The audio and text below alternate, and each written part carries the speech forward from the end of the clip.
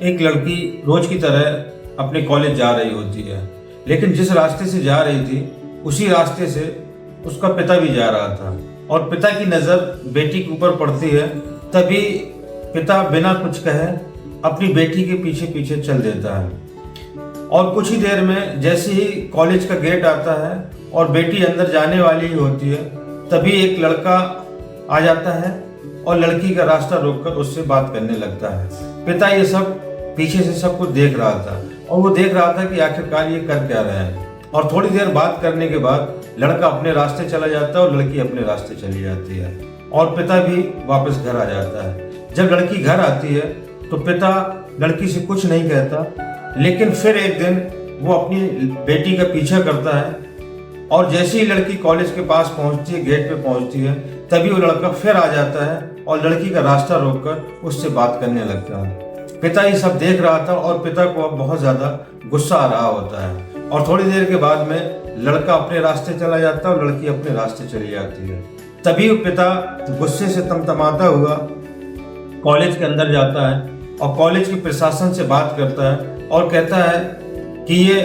College है या आवारा गर्दों का अड्डा। ये बात कॉलेज प्रशासन को बहुत बुरी लगती है और वो कहते हैं कि नहीं, हमारे कॉलेज का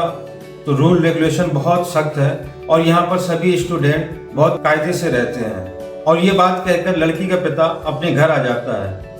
लेकिन वहीं से शुरू होती है एक नहीं बल्कि दो कत्ल की कहानी।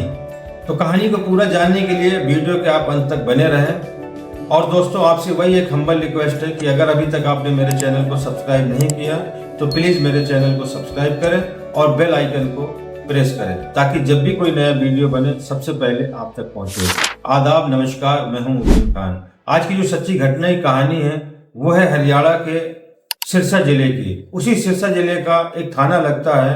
डबवाली और उसी डबवाली थाना क्षेत्र का एक गाँव आता है किंदरखेड़ा और उसी किंदरखेड़ा में दो सगे भाई रहते हैं और दोनों का घर अगल बगल में होता है। बड़े भाई का नाम राम सिंह होता है और छोटे भाई का नाम जसवंत सिंह होता है। जसवंत सिंह का एक बेटा होता है जो कि इकलौता बेटा है और उसकी उम्र लगभग 18 साल है। तकरीबन सुबह का वक्त होता है, 4 बजे का वक्त होता है। तभी जसवंत सिंह का बेटा बलवंत सिंह अपने घर की दीवार फांदकर अपने ताऊ के घर में कूद जाता है और ताऊ को जाकर जगाकर कहता है कि ताऊ, घर पर 2 बदमाश घुस आए हैं और उनके हाथों पर असलहा भी हैं और उन्होंने घर को आग भी लगा दी है। ये सब सुनकर तुरंत झटपटाकर राम सिंह उड़ जाते हैं क्योंकि सुबह का टाइम होता है और गहरी नींद का टाइम होता है। लेकिन जैसे ही राम सिंह ने ये सुना कि मेरे भाई के घर पर 2 बदमाश घुस आए हैं और घर पे आग लगा दी है, इतना सुनते ही राम सिंह झटपटाकर उड़ जाते हैं और जब वो अपने भाई के घर तरफ देखते हैं तो वाकई उस भाई के घर से धुआं उठ रहा था। तभी वो शोर मचाना शुरू कर देते हैं और कहते हैं कि मेरे भाई के घर में बदमाश घुस गए हैं और आग लगा दी है। लेकिन सुबह का टाइम होता है, 4 बजे का टाइम, लगभग ये बहुत गहरी नींद का टाइम होता है, लेकिन फिर भी कुछ लोग जग गए थे और जिन जिन लोगों ने आवाज सुनी वो लोगों ने भी शोर मचाना शुरू किया और उन सबकी शोर से मोहल्ले वाले भी जग गए और जसवंत सिंह के घर को चारों तरफ से घेर लिया। अब लेकिन किसी की हिम्मत नहीं पड़ रही थी उस घर के अंदर घुसने में, क्योंकि उन सभी लोगों को यह पता था कि घर के अंदर बदमाश घुसे हैं और उनके हाथों पे असलहा भी है। लेकिन घर काफी तेजी से जल रहा था और काफी तेजी से धुआं उठ रहा था। तभी मोहल्ले के कुछ लोगों ने हिम्मत जुटाई और हिम्मत जुटाकर जसवंत सिंह के घर में घुस जाते हैं और जब घर में घुसते हैं तो देखते हैं कि एक रूम में आग लगी हुई है और बहुत ज्यादा धुआं उठ रहा है। तभी जिसके हाथ में जो आया पानी वहां पर डाला गया और आग बुझाई गई। लेकिन जब आग बुझ गई, धुआं काफी देर तक उठता रहा, लेकिन जैसे ही आग बुझी और धुआं उठना कम हुआ तब गांव के और भी लोग अंदर आ गए और घर की तरफ चारों तरफ वो देखना शुरू किया कि आखिरकार बदमाश है क्या। लेकिन वहां पर बदमाश तो कोई नहीं मिला, लेकिन उस कमरे के अंदर जहां आग लगी हुई थी वहां पर 2 शख्स पड़े हुए थे, जो कि एक जसवंत सिंह होता है और जसवंत सिंह की पत्नी होती है मलकीर कौर। अब जसवंत सिंह की उम्र लगभग 40 साल के आसपास होती है और मलकीर कौर की उम्र लगभग 35 से 36 साल होती है। और गांव वाले देखते हैं कि जसवंत और मलकीर बुरी तरीके से जल चुके हैं और लगभग 90% उनका शरीर का हिस्सा पूरी तरीके से जल चुका था। और जैसे ही अब गांव वालों ने आग पर काबू पाया और देखा कि इस घर के मालिक जसवंत सिंह और उनकी पत्नी मलकीर कौर बुरी तरीके से जल चुके हैं, तभी वो लोग, और सुबह भी हो जाती है और तभी वो लोग पुलिस को सूचना देते हैं। जैसी ये सूचना पुलिस को मिलती है थाना प्रभारी ब्रह्म प्रकाश को, तो वो अपने जिले के एसपी साहिबा को भी सूचना देते हैं और एसपी साहिबा दीप्ति गर्ग इस बात को हल्के में नहीं लेती और वो भी आनन फानन पर थाने आ जाती है और थाने से अपना पूरा स्टाफ के साथ में और थाना प्रभारी ब्रह्म प्रकाश के साथ में घटना स्थल पर पहुंच जाते हैं। और जब वहां देखते हैं कि यहाँ इस घर के मालिक जसवंत सिंह और उनकी पत्नी बुरी तरीके से जल चुके हैं, जैसे तैसे करके उन दोनों पति और पति की बॉडी को पुलिस अपने कब्जे में लेती है और उनका पंचनामा भर के पोस्टमार्टम के लिए भेज दिया जाता है। अब पुलिस के लिए बड़ी चुनौती थी कि घर में बदमाशों का घुसना और घर पर आग लगा देना। और जब पुलिस उस घर की हालत देखती है तो प्रथम दृष्टा यही समझ में आता है कि कोई चोरी के इरादे से घर में घुसा था, क्योंकि उस घर का सामान पूरी तरीके से बिखरा पड़ा हुआ था, हर सामान बिखरा पड़ा हुआ था। और पुलिस जब दूसरे कमरे पर जाती है तो उस कमरे का भी सामान पूरी तरह बिखरा पड़ा हुआ था। लेकिन वहां एक बात पुलिस को बहुत अचंभित करती है कि सामान तो बिखरा पड़ा हुआ था, लेकिन रुपया, पैसा और जेवर बिखरा तो पड़ा था, लेकिन सब वहीं पर मौके पर मौजूद था। अब पुलिस को ये बात हजम नहीं होती कि कोई भी चोरी के इरादे से आएगा और घर के 2 लोगों का कत्ल भी हो गया और घर का सामान बिखरा पड़ा है, लेकिन चोरी जैसा कुछ नहीं हुआ। तभी पुलिस और जानकारी जुटाती है और जसवंत सिंह के भाई राम सिंह से जब पूछताछ करती है कि इस घर में कौन कौन रहता है, तभी राम सिंह कहते हैं कि ये घर मेरे छोटे भाई जसवंत सिंह का है, जिसकी उम्र 40 साल है और उसकी पत्नी 35 साल है और उसका इकलौता बेटा है बलवंत। और वो सुबह लगभग 4 बजे के आसपास मेरे घर आता है और जो भी घटनाक्रम हुआ वो पुलिस को बता देता है। अब पुलिस को डबल चुनौती थी, क्योंकि चोरी का भी उन्हें खुलासा करना था और 2 कत्ल भी हो चुके थे। तभी पुलिस जसवंत सिंह के बेटे बलवंत सिंह से भी पूछताछ करती है और कहती है कि क्या हुआ था, तो उसने भी वही घटना बताई जो उसके ताऊ राम सिंह ने बताई। लेकिन पुलिस को बलवंत सिंह की बात पर भरोसा नहीं हो रहा था और किसी भी दृष्टि से उन्हें ऐसा नहीं लग रहा था कि कोई चोरी के इरादे से आया हो और इनके माँ बाप का कत्ल कर दिया हो और घर का सामान तो बिखरा है लेकिन कोई सामान लेके न गया हो। तभी पुलिस और ज्यादा जब सख्ती से पूछताछ करती है तो बलवंत सिंह जो कहानी बताता है उसको सुनकर गांव वाले भी हिल जाते हैं। वो कहता है, दरअसल 1 साल पहले मुझे एक लड़की से प्यार हो गया था जो कि मेरे ही कॉलेज में पढ़ती है, क्योंकि बलवंत सिंह भी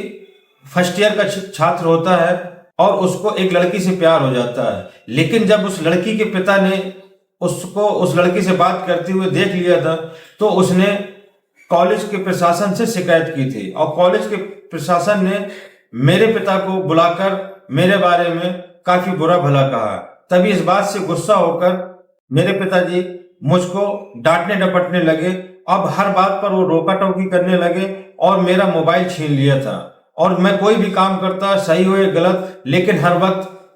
मेरे पिता और माँ मुझे ताना मारा करते थे। इस बात से मैं आहत आ चुका था और एक दिन मैंने सोच लिया कि मैं इनका ही खेल खत्म कर दूंगा तो रोका टाकी भी बंद हो जाएगी। और वो ऑनलाइन से कुछ नशीली दवाइयां मंगाता है और वो प्लान बनाता है कि मैं अब दोनों को, अपने माँ बाप को ही हमेशा के लिए सुला दूंगा और हमेशा के लिए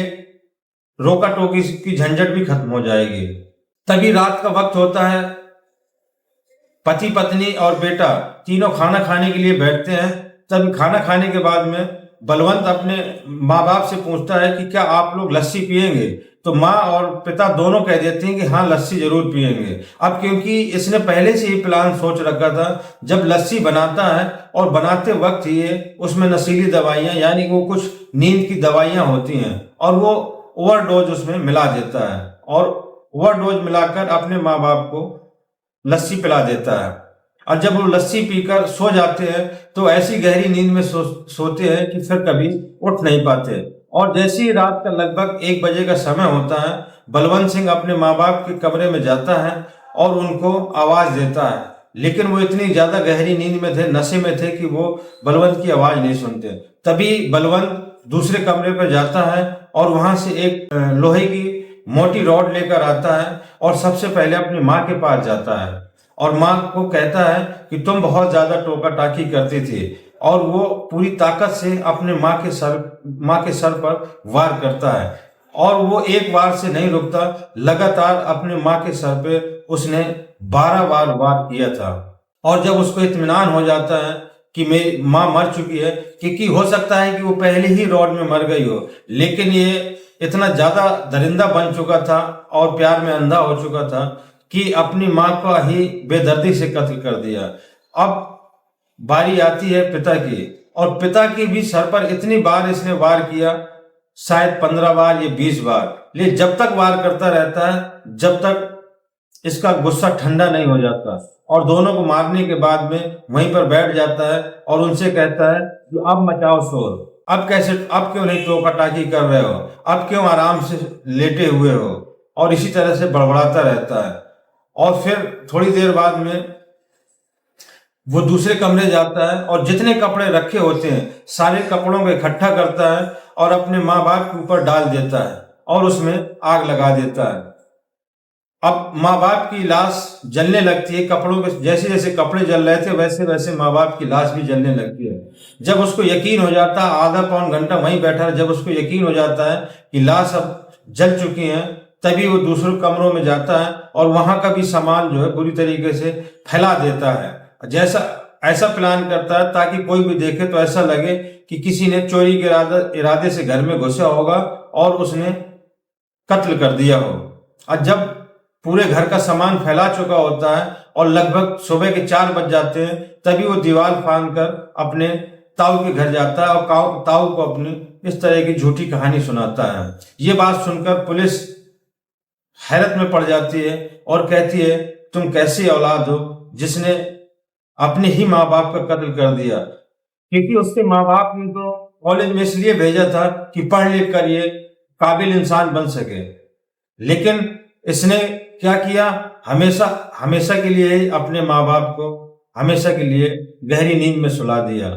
तो दोस्तों आजकल के बच्चे ज्यादातर नादानी में ये गलत कदम उठाते हैं और प्यार कहें या जुनून कहें या कम उम्री का तजुर्बा, लेकिन जो भी है आजकल ज्यादातर नवयुवक इन्हीं सब चीजों में ग्रसित है और इन्हीं के जाल में फंसता जा रहा है। तो दोस्तों ये थी आज की कहानी। अगर आपको अच्छी लगी हो तो ज्यादा से ज्यादा लाइक और सब्सक्राइब करें, और फेसबुक पर देख रहे हो तो पेज को फॉलो करें। मिलते हैं अगली वीडियो में नई कहानी के साथ। जय हिंद।